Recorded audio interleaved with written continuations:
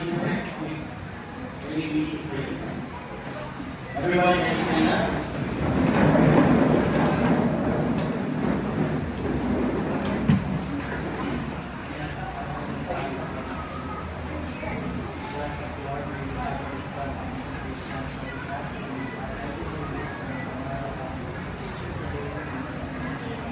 Amen. And Father, Son, and Holy Spirit. Amen. Once again, good afternoon, BA.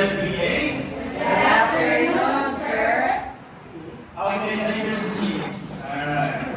So, who can recall our previous lesson? What's it all about? Can anyone recall the previous lesson? Anyone? What was our previous discussion or topic? Yes. Yes.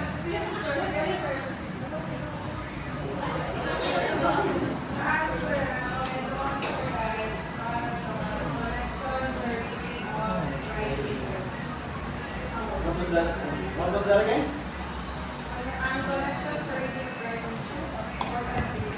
Alright, the importance of reading and writing. Alright.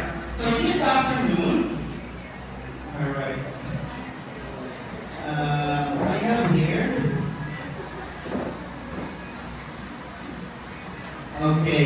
So this afternoon we're going to understand the display of graded instructional materials. Okay?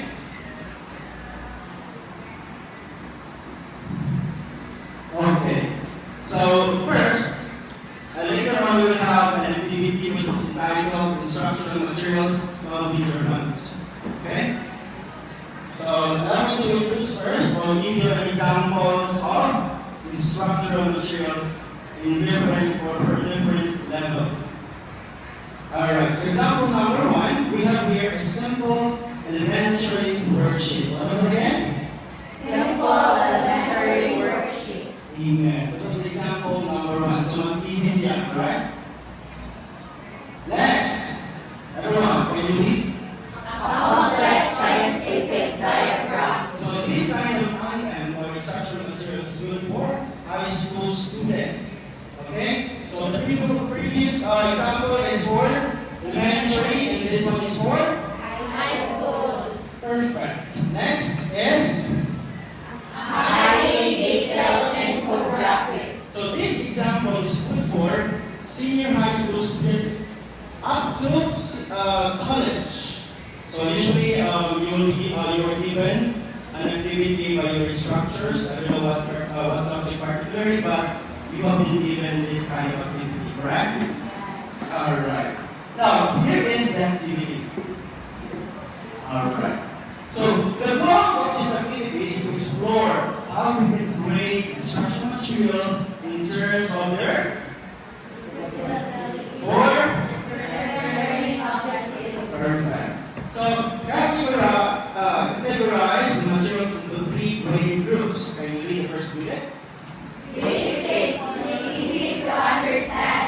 Materials that are simple like flashcards or basic diagrams. Next bullet. Intermediate, moderately complex. Materials like short readings or interactive worksheets. Very good. And last? Advanced, challenging to understand. Materials like detailed textbooks or in-depth information. Alright. So, you have to categorize the different instructional materials according to each level. Okay? From elementary, high school, or from senior high school to college. Ano ba? Okay. Here is sample number 1. What do you think is this one? Basic. Very cool. Papa. Next example. Let's go for intermediate. Okay, intermediate level. No? Next is for very complex instructional materials. So we're able to identify the different level of instructional materials according to its activity, okay? Hi, Nanda. Good afternoon. Good afternoon again. All right, take your seats. So advance, yeah. So here, question is, share why you categorize certain materials in this particular way. First, I don't know. Oh yes. I got that. Yes. Then questions. Okay, question is, share your perspective why you categorize certain materials in this particular way. That goes basic, advanced, and complex. So why do you categorize those items in that manner? So, need siya i-categorize para makakalat ang certain level kung mas na siya ng grade na dapat na pinaka-elementary ko siya high school or sa senior. Very good. Where is the unique value? Okay, let me have here you. I go back, alright. So what is the need in categorizing instructional materials according to their level? We need to categorize because there are different types of learners.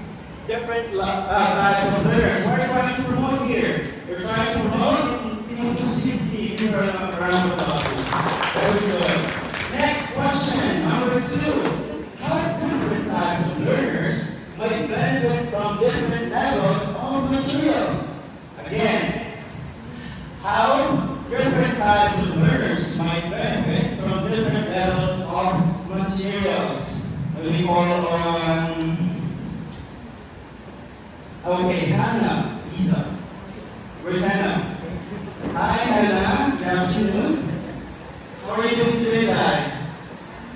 Very good. That's amazing. All right. So the question is, how different types of learners might benefit from different levels of materials? Yes. They would be able to what? I think What? I believe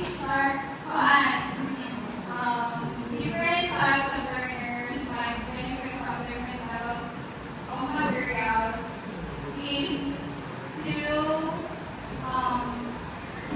like Yeah? for instructional like learners, there are different types of learners and then for us the different levels of materials like Okay, give an example. Give an example, or hypothetical example on how students benefits in when you provide instructional materials, different kind of instructional materials. For example, students from the different types of level. What particular level?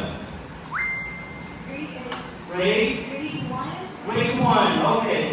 So, Yeah. of course, your instructional materials have to like connect to their higher level teaching skills or the class. We have to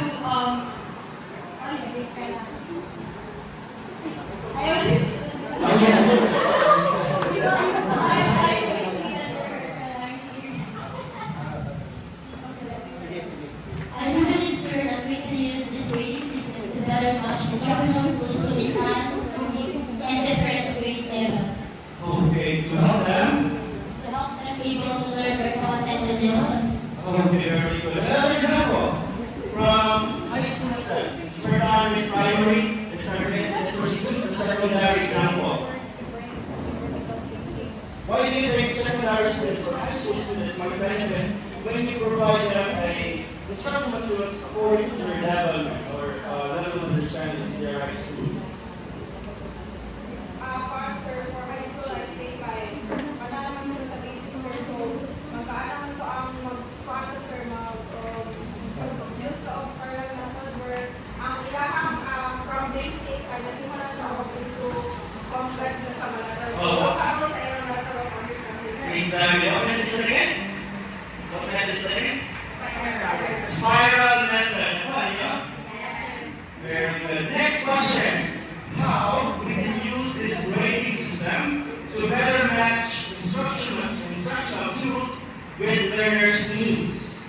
Again, how can we use this grading system to better match instructional materials with learner needs? We call on Ariel. Yes.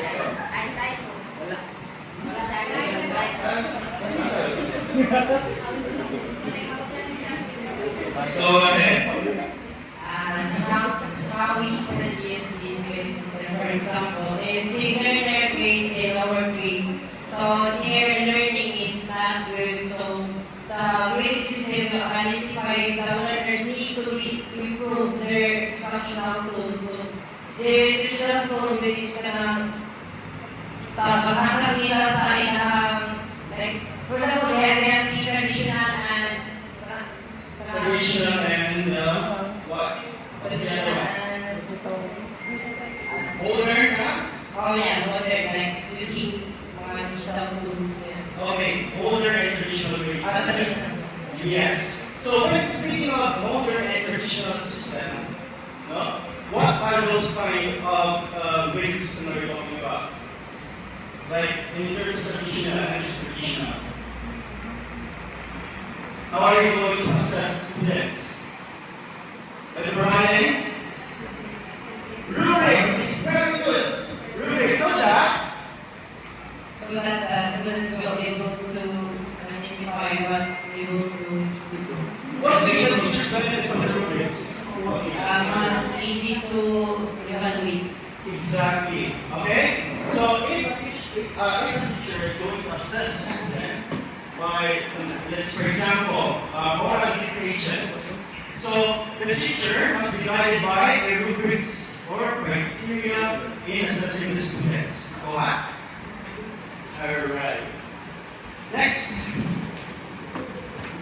Okay, so allow me to, there are 4 lesson objectives for this afternoon. But before that, I can read the classroom rules, please. Sit nicely in your chair. Are you sitting nicely in your chair right now? Okay. Sit properly. Next. Be kind to your classmates. And next. Listen to the teacher. Raise your hand to talk. Okay. Return the things to their proper places. And Be active in the classroom. lastly. Do your best work. Alright, so here are the objectives of this afternoon's lesson. Okay? So after this discussion, or after this afternoon's discussion, you'll be able to, number 1, everybody read. Explain the purpose and benefits of formative assessment and differentiate it from summative assessment, citing examples of each. Alright, and so on. Demonstrate effective learner conversations by asking open-ended questions, actively listening, and using rubrics to assess oral communication during formative assessment activities. And the third one is? Show willingness to participate in learner conversations, respond positively to feedback, and respect diverse viewpoints during classroom discussions, assessment activities. And lastly, you should be able to?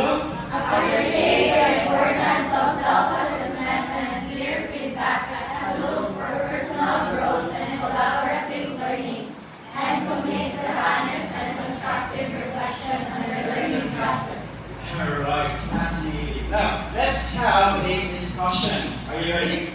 Yes.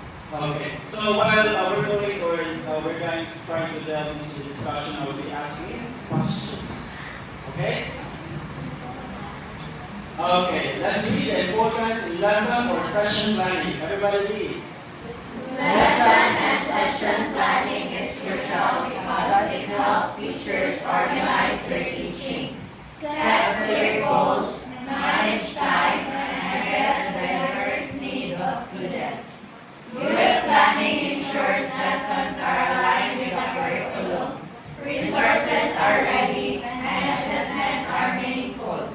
It also allows teachers to adapt to classroom situations, maintain consistency, and teach with confidence. In short, effective planning leads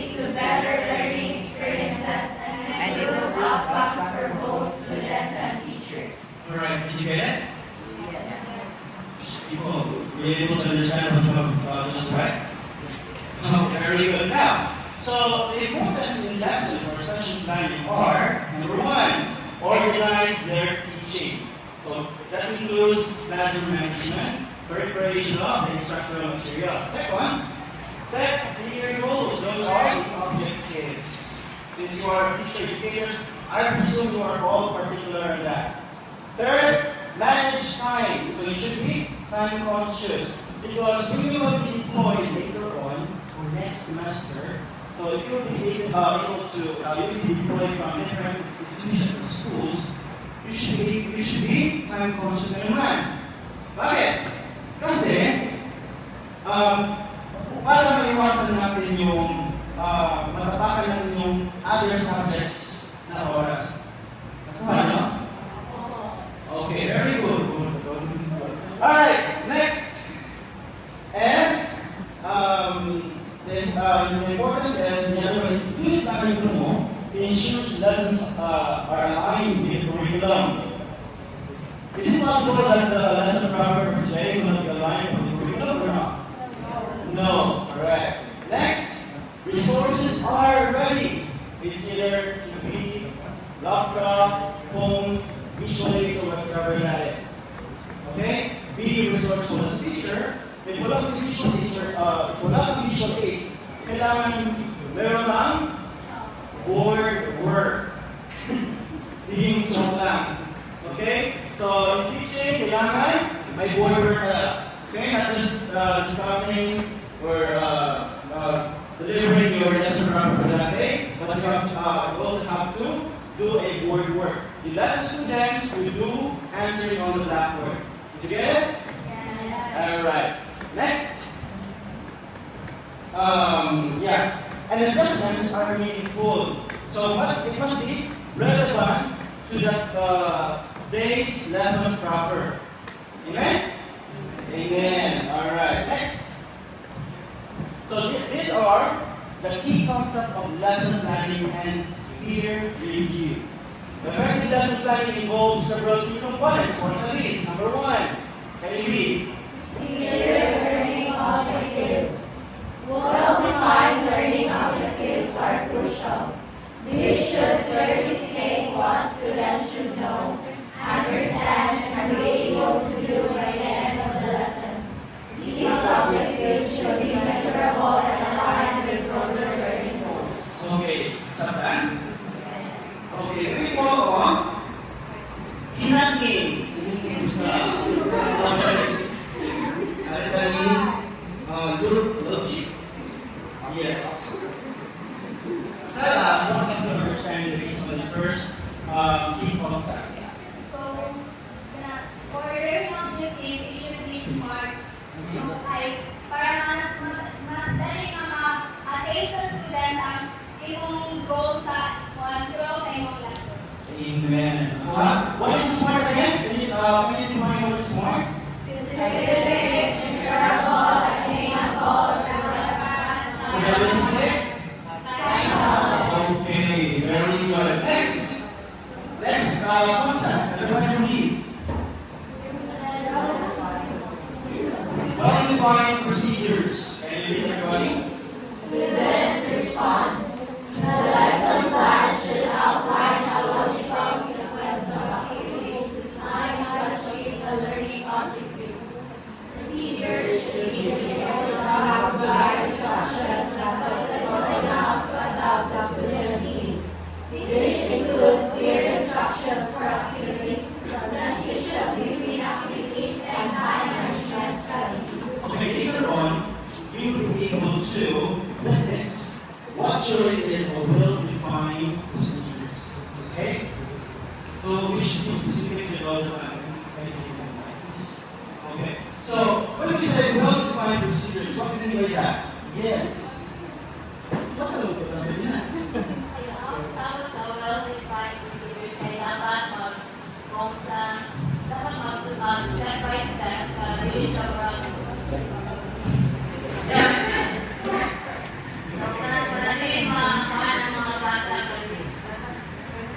Okay, example of that is no? Nasa step by step, kung mo sa inyo sustainable na seasonings or mga kawalang additional phosphorus or whatsoever that is when you're cooking something. So example na is na recipe. Okay? Next. Okay, another key concept. Yes. Awesome. Here, learning opposite. What do you mean by that? Okay, wait. Assessment methods should align with the learning objectives and provide a means of evaluating student understanding and progress. A variety of assessment methods or attainment summative should consider to different learning styles and provide a comprehensive picture of student learning. This includes observation, questioning, analyzing student work, and using tests or quizzes. Very good. So, can we have Angulero? What's the end? Okay. Miss Wesley, can you tell the class what is the difference between formative and summative tests? Wait, because this is already from your first year, second year, to the third year. So, usually particular that. Okay, what is the difference between the two?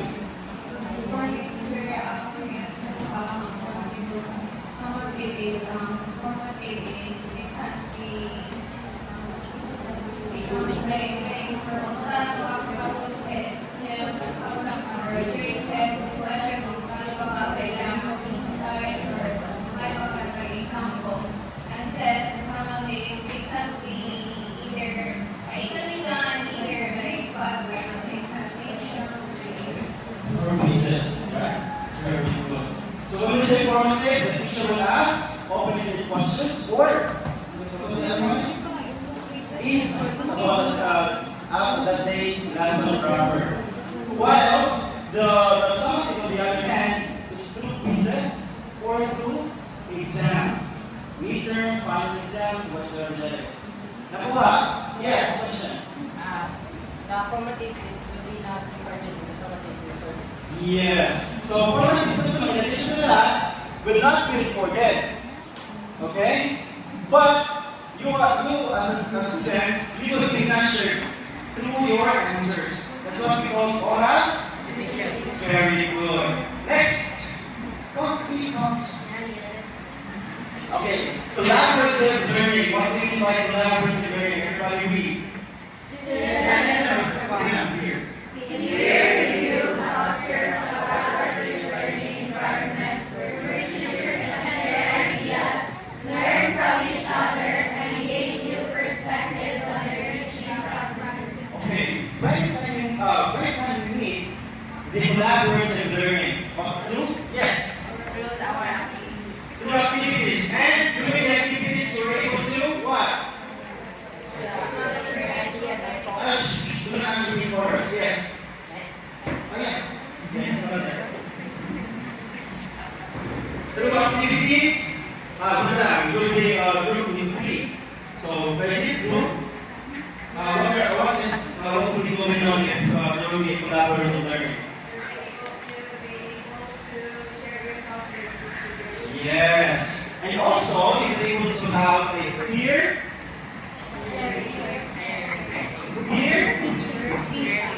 feedback.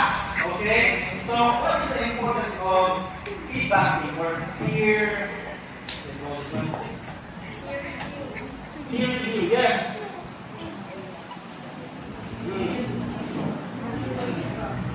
Review or feedback? Both. For example, you are paired by someone. So, we school lang. So, and you're making a task. So, what will happen if there will be a peer collaboration? Ruby? So first you will have a brainstorming where you can share your ideas, and also you can give like a peer feedback where you can suggest your partner what are the things that he or she needed to improve or something to adjust, just like that, in order for her or him to have a good performance.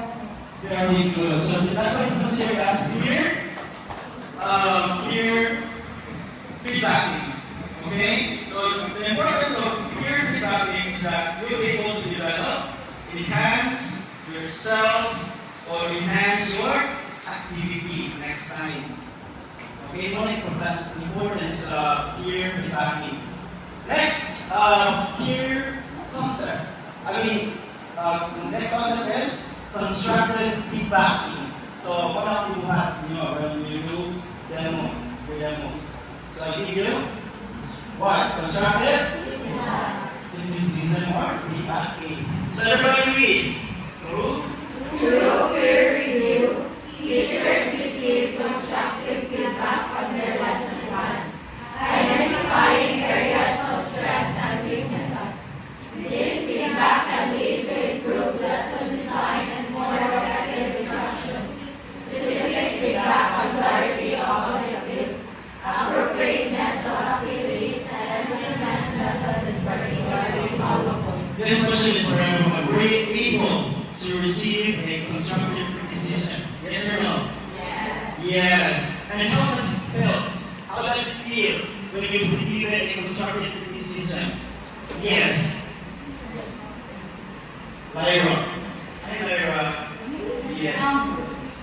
Pag I-receive ko feedback sa kanya, aware sa precious ako paminaw since it's a way to improve ourselves and ang ang buhay.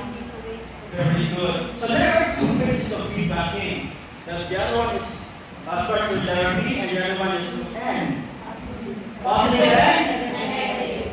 very good, children. Give yourself a round of applause.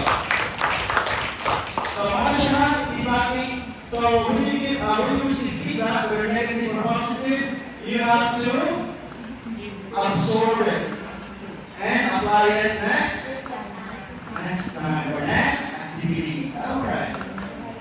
Next, improve lesson quality. What do you mean by that? Everybody read. By incorporating feedback from peers, teachers can refine their lesson plans, making them more engaging, effective, and aligned with students' needs. This iterative process leads to higher quality lessons and improves students' learning outcomes. Okay, did you get the idea? The importance of improved lesson quality. So when you receive criticism or feedback from your work, you'll be able to improve your output. And as future educators, when you do a lesson planning, right? So when you do a lesson planning, of course, we will be consulting our peers or classmates. Okay na ba ito? Pagtingin nyo kung tama ba itong objectives ko or sa activities ko whatsoever part of your lesson plan. And when your classmates provide you a feedback, of course, you have to absorb it and apply it.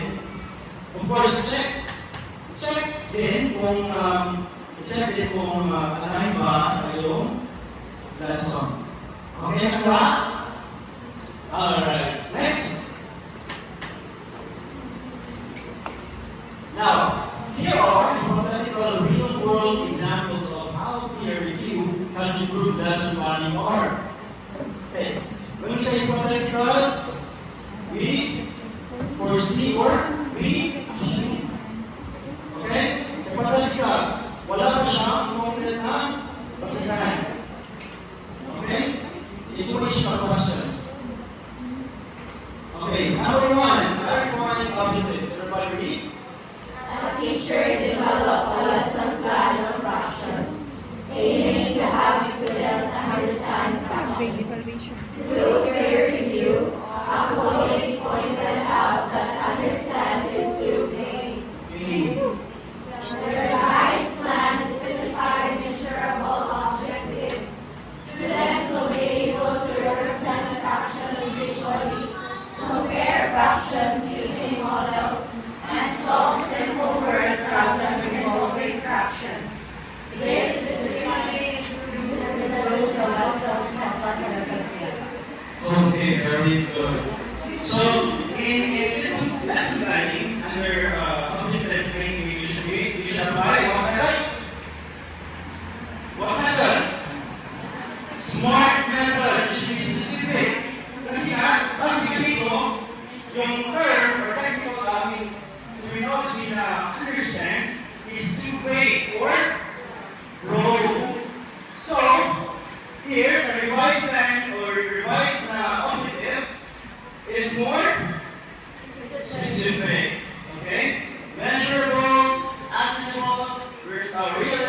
and there is a time bound. Okay? Nakuha na? Yes. Very good. And by the way, everything that will be shown in the screen, none of us exam. I hope you're taking notes. Example number 2, enhancing engagement. And repeat, everybody. A teacher planned lecture focused on photosynthesis. Here you highlighted the potential for students' disengagement.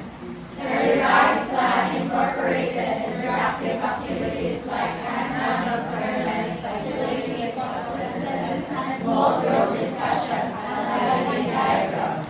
The lesson became more engaging and effective. Alright. So another question. If natuturo pa sa klase, di naman lahat has a good eyesight or good hearing, right?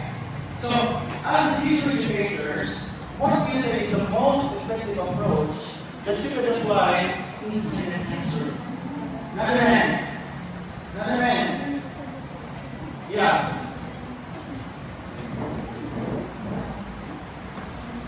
Sir, hands-on activities and also differentiated activities, especially that we have different types of learners. Exactly. So you should apply differentiated instructional materials. So this, for example, this group is gagawa sila ng simulation, role play, kumbaga.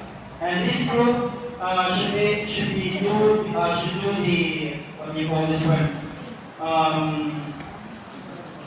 Alright. So they will be doing what the kind of another activity is. Doing, drawing. Yeah, drawing. That could be another. Or do singing or do integrating arts. Singing, dancing, whatsoever that is. That's relevant to your topic on that day. So much enhancing engagement. Okay? Integrating the differentiated instructional materials. Educators, students who have a visual impairment, hearing impairment, what's that? Students that are gifted, no? Nana, and so on. Next. Example number 3, addressing accessibility. Everybody read, teacher? A teacher created a lesson plan with complex vocabulary and abstract concepts. Peer review identified potential accessibility issues for students with diverse learning needs. The revised plan included visual aids, simpler language, and differentiated activities catering to various learning styles. The lesson became more inclusive and accessible. Yun sinabi ko, diba? When you promote inclusivity inside the classroom, you should integrate the differentiated instructional materials so that you will be able as a teacher to cater all kinds of students. This is what we call diverse students. Okay. So when we say diverse students, these students has different learning styles, audio, visual, and audiovisual. Sorry? Wait. Can you use the microphone, please? So I said is under different learning styles, like learning visual, tactile, and assistant. Tactile and static. Okay, very good. Very good. Right? Next. Number 4, improving assessment. Everybody read. Teachers. A teacher's lesson plan relies solely on the final test to assess learning. Peer review suggested incorporating formative assessment strategies. The revised plan included regular quizzes, tickets, and opportunities for student self-assessment. This allowed for timely feedback and adjustments to instruction, improving overall student learning. Okay, what was those 2 types of assessment? Formative and summative. So in summative assessment, you should include evaluating multiple choices, true or false, and enumeration and yes. So from easy to hard. Easy, moderate, and hard. So yan na siya. So ano siya? Multiple choices, true or false, and enumeration. Nakuha na? Very good. Next. Strengthening alignment. What do you mean by that? Everybody, read. A teacher's lesson plan and activities that were directly aligned with the stated learning objectives. Peer review highlighted this disconnection. The revised plan ensured that all activities directly contributed to achieving the objectives, making the lesson more coherent and persistent. And that's what we are doing right now. Okay? We're doing strengthening alignment. We cannot talk about things that is relevant to our lesson in this afternoon. Nakuha. So since we're talking about understanding great instructional materials, so here we are. Okay? We cannot talk about what do you call this one? Church-related topics. Like, what is the purpose of time? O, yan na. Nakuha. So relevant siya. But, you can integrate your lesson proper in different subjects or what? Subjects or categories. Like, for example, English, integrated to music, integrated to what? Science, integrated to politics, history, and so on. So you will not be able to use relevant lesson or topics in relation to your topic that day, but you may integrate another subject matters to your lesson proper. Nakuha? O, nakuha. Yes. There is an integration, and that's pointers when you do a lesson planning or demo. You should integrate your topic. Okay, kaya integrate mo sa ICT. Nakuha?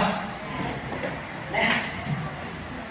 Okay, these are, so those are illustrative examples. In reality, peer review can lead to improvements in various aspects of lesson planning, depending on the specific feedback received and the teacher's willingness to adapt.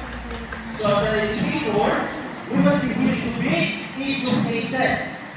As your instructor, this afternoon, I firmly believe that an educator who created a creative creation will be creating a creative creation. Nakuha? Right? Next. Alright, let's have an application. So here, this is an example of a specific instruction. Okay? Very specific. Everybody read? Design a graded set of instructional materials, minimum of 3 levels, basic, intermediate, and advanced, for a topic of your choice in math or English, literacy or numeracy. Your design should demonstrate how you will support learners at different readiness levels in your classroom. Okay, can you get your homes? Thank you, teacher. So I'll give you guys later on. This will be your activity. Take your homes, you use your home. So that will be able to provide quality output. So as a group shot, this will be the group 1, group 2, and group 3. Okay, are you done? Okay, next.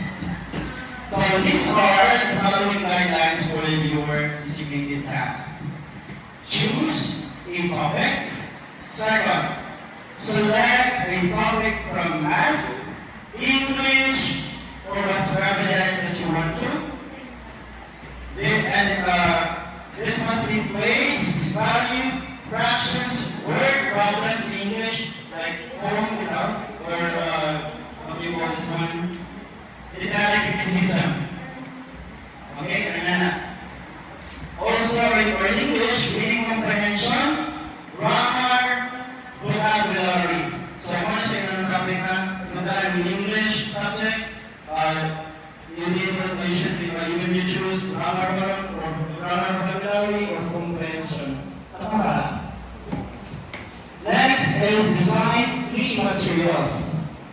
Create or describe 3 instructional materials. Basic, intermediate, and advanced. When we say basic, we're struggling or emerging learners, that's for elementary students, from kindergarten to grade 6. When we say intermediate, it is for grade 7 students up to grade 10. When we say advanced, it is for finishers like senior high school down to college students. Nakuha? Yes. So, differentiate clearly the following. Clearly indicate how materials are differentiated by number 1, content, process, and product. Since we are aiming for equality output. Okay? Take a picture. So that you got it. And everyone can use your phone. Take a picture.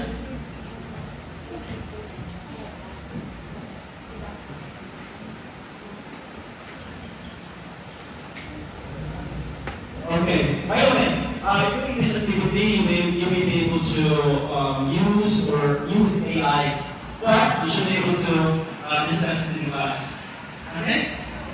If you don't have it right but you must be able to understand what you're doing. Okay? Next, integration of literacy or numeracy.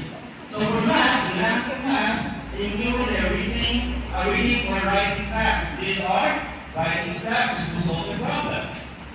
Interpreting word problem. So sa math siya, there's math. It doesn't mean math, word solution na siya. 1 times 1, 2 times 2, but you can also use this one. Writing steps to solve a problem or to put something. For example, in a recipe or interpreting word problems. And for English topics, include numerical data, charts, or sequences. Is there any one? Sa math or sa English gusto. So these are ordering events, counting syllables, and for example, sa poem, pila ang number of syllables, pila ang kung sa'yo yung learning matter ron. Mas easy ang sa English, right? Sa kapag sa poem ito, yung identify the number of syllables in that line, then the rhyming pattern, ABAB meron, or ABCD meron. Tama? Uy, nakuha? Yes. Very good. Next, application to your context. So last part na siya.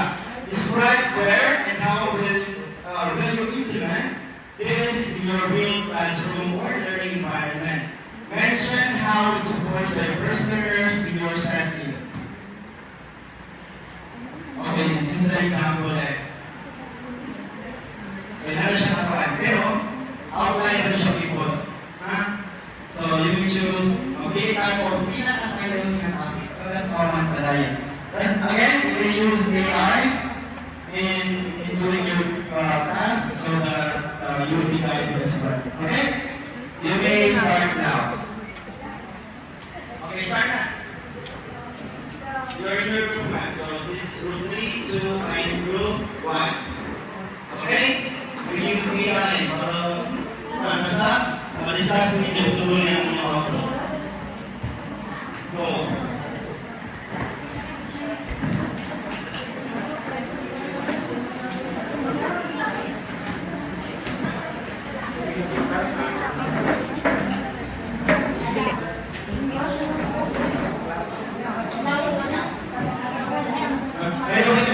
Class is using interval actually related literature.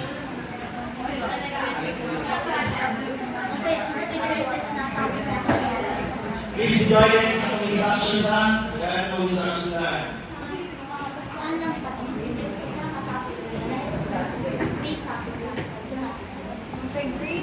By the way, both your output in your yellow box. As the whole word.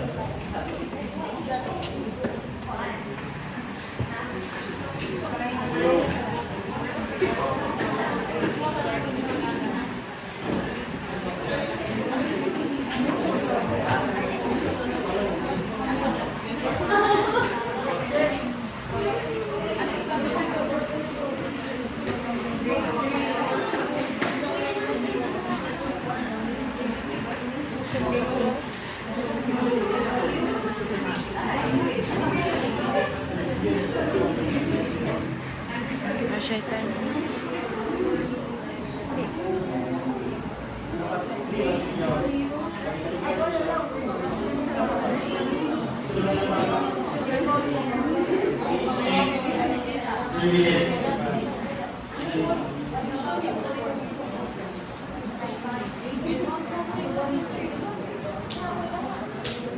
Okay, since you're that as your group signing, okay?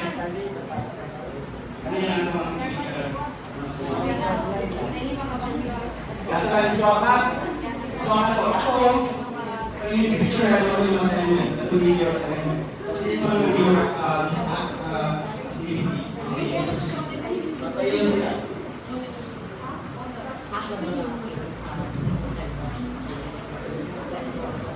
Yellow pass, still Yes, you know.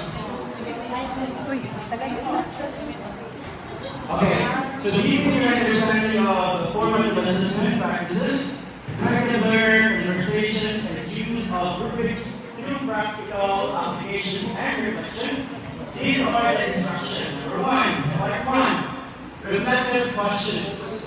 There should be a short answer, the objective.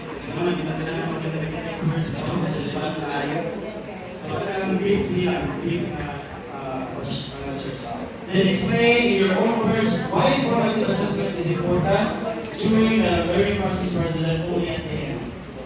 Next is describe 2 ways a teacher can create a safe environment that encourages learners to talk openly during assessment conversation. And lastly, what is the difference between an open-ended questions and a closed question? Provide one example which relates to your project study. Okay, proceed now.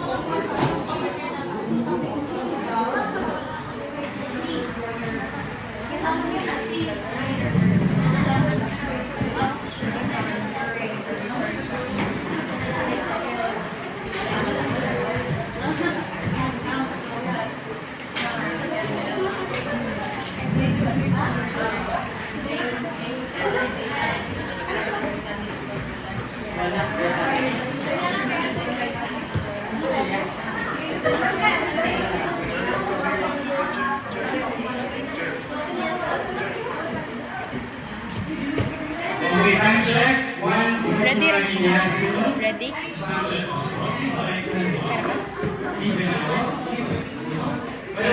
Wait, time check. 1:49 na. So, 11 minutes.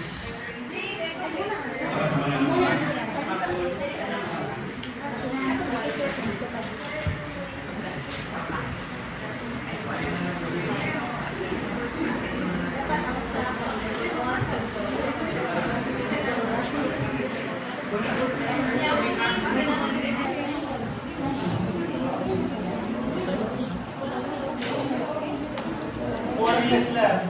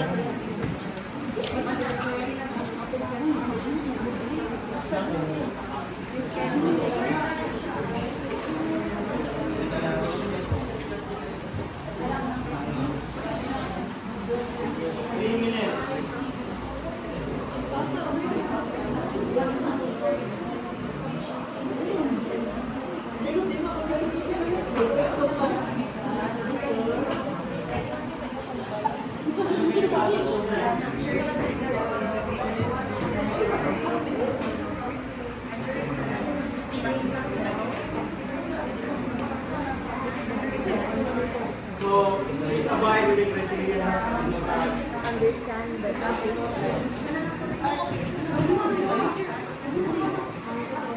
Very well.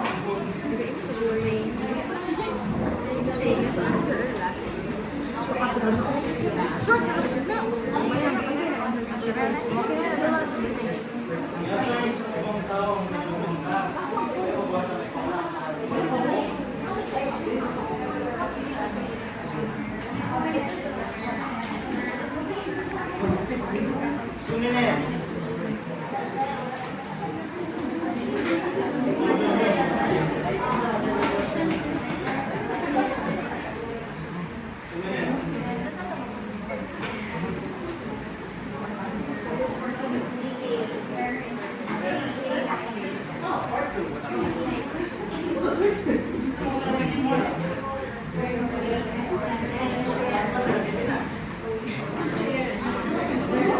Okay, part 1 o part 2 na, part 3.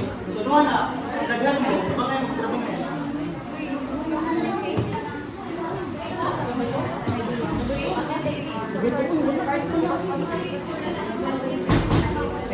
So, pinabangay mo siya ulit. Lagyan mo yung ulo.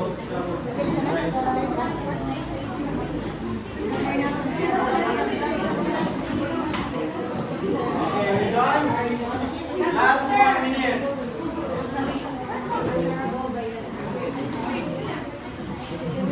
Wait. Deliver mo yung student. College na sila.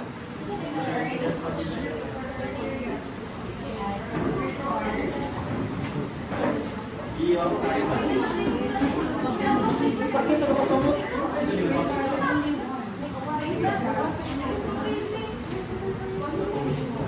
Okay, are you done? Sige kamay.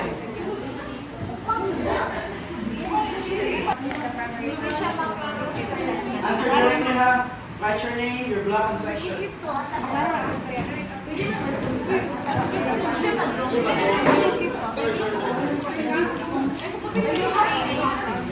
Individual, sir. Yes, done.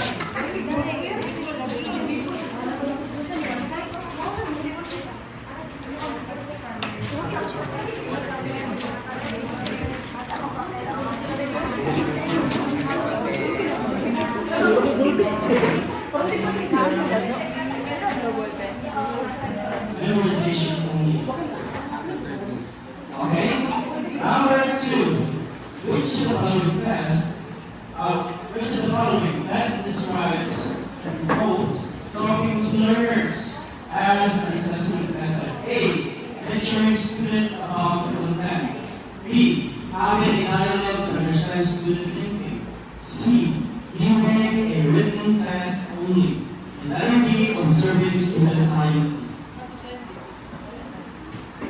Next question, number 13.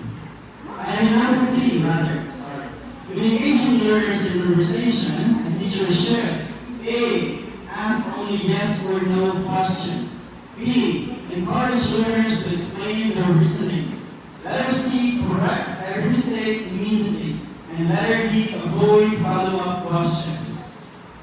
Write your answers. That is for number 3. Next, number 4. Which of the following is not a benefit of using rubrics assessment? A. Providing a clear expectation. B. Encouraging consistent grading. Letter C. Limiting feedback to one word. And letter D. Helping students self-assess. Are you done? Next, number 5. In conversational-based assessment, what is the important teacher skill? A. Dominating the discussion. B. Listening actively and asking probing questions. And letter C. Ignoring students' responses. Letter D. Speaking continuously without pauses. Which of the following is the best one? Choose the best answer. Next, number 6.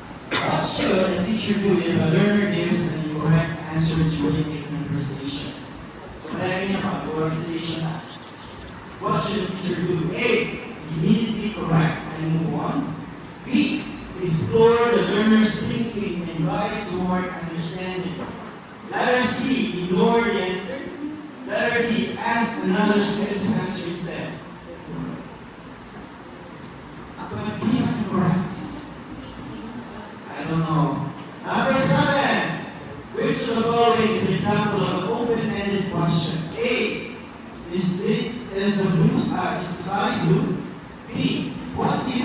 causes rain?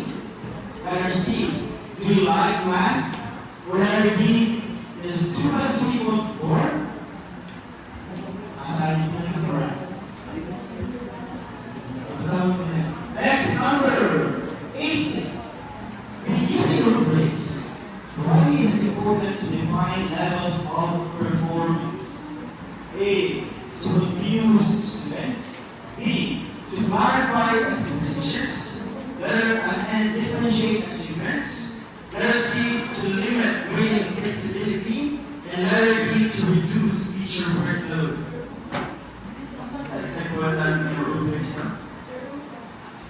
Okay, next, class 2. Zero word false.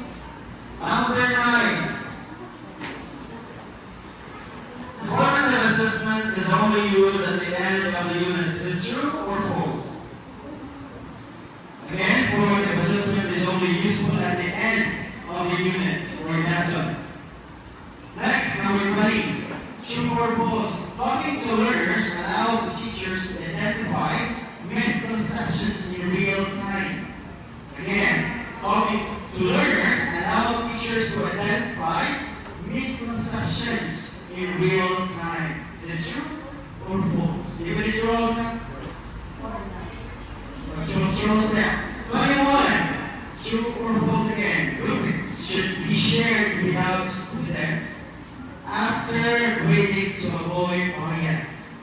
Again, rubrics should be shared with students after grading to avoid bias or bias. 22. Self-assessment helps students reflect on their own learning progress. Do you agree?